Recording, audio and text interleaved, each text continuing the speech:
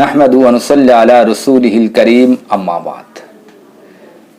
প্রকৃত বীরকে, প্রকৃত সাহসীকে বা প্রকৃত যোদ্ধাকে আমরা সাধারণত প্রকৃত বীর বা প্রকৃত সাহসী এমন ব্যক্তিকেই মনে করি যে কুস্তিতে বিজয় লাভ করে অথবা যে পাঞ্জা লড়াইতে গিয়ে যে বিজয় লাভ করে তাকে আমরা প্রকৃত বীর মনে করি বা প্রকৃত সাহসী মনে করি, প্রকৃত যোদ্ধা মনে করি।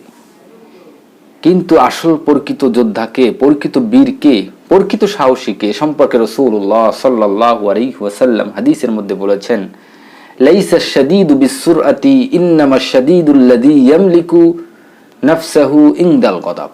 রাসূলুল্লাহ সাল্লাল্লাহু আলাইহি ওয়াসাল্লাম বলেছেন, ওই ব্যক্তি প্রকৃত বীর নয়, প্রকৃত সাহসী নয় যে কুস্তিতে বিজয় লাভ করলো, যে পাঞ্জায় বিজয় লাভ করলো, বরং ওই ব্যক্তি প্রকৃত বীর যে রাগের সময় নিজের রাগকে সংবরণ করতে পারলো, নিজের রাগ বা প্রশমিত করতে পারলো, নিজের রাগকে সংযম করতে পারলো, নিজের রাগকে নিয়ন্ত্রণ করতে পারলো, সেই হলো প্রকৃত বীর। অর্থাৎ রাগের সময় নিজের রাগকে নিয়ন্ত্রণ করা, নিজের রাগকে সংযম করা, নিজের রাগকে নিয়ন্ত্রণ করাই হচ্ছে প্রকৃত বীরের পরিচয়।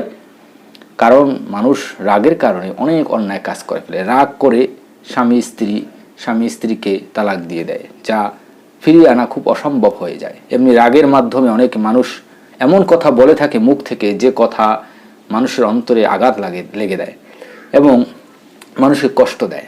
তাই মানুষ রাগের মাধ্যমে অনেক অন্যায় কাজ করে ফেলে, যেই কাজগুলো পুনরাবৃত্তি করা, যেই কাজগুলো থেকে ফিরে আসা খুব অসম্ভব হয়ে যায়। মানুষ রাগের বশবর্তী হয়ে অন্যকে হত্যা করে ফেলে। তো এজন্য রাসূলুল্লাহ সাল্লাল্লাহু আলাইহি ওয়াসাল্লাম বলেছেন, প্রকৃত বীর সে যে রাগকে নিয়ন্ত্রণ করতে পারে, রাগের সময় রাগকে সংবরণ করতে পারে। তাই প্রিয় ভাইরা, রাগকে সংবরণ করা, রাগকে নিয়ন্ত্রণ করা একজন মুমিনের দায়িত্ব এবং কর্তব্য। তো আল্লাহ সুবহানাহু ওয়া তাআলা কোরআনে কারিমে বলেছেন যে আল কাযিমিনাল গায়জ ওয়াল আফিনা আনিন নাস আল্লাহু ইউহিব্বুল মুহসিনিন। যারা রাগকে সংবরণ করে, আল্লাহ সুবহানাহু ওয়া তাআলা বলেন, যারা রাগের সময় রাগকে নিয়ন্ত্রণ করে, সংবরণ করে, আল্লাহ সুবহানাহু ওয়া তাআলা তাদেরকে ভালোবাসেন।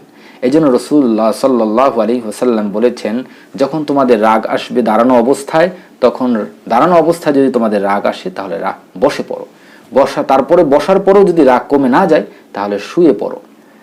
অন্য হাদিসের মধ্যে এসেছে, রাসূলুল্লাহ বলেছেন যে রাগ সাধারণত শয়তানের পক্ষ থেকে আসে, আর শয়তানকে সৃষ্টি করা হয়েছে আগুন থেকে, আর আগুনকে পানির মাধ্যমে প্রশমিত করা যায়, সংবরণ করা যায়, নিয়ন্ত্রণ করা যায়। তাই রাসূলুল্লাহ বলেছেন, রাগ আসলে তোমরা উযু করে নাও। তাই আমরা চেষ্টা করব এবং রাগ আসলে আমরা আউযু বিল্লাহি মিনাশ শাইতানির রাজিম এটা পড়ব।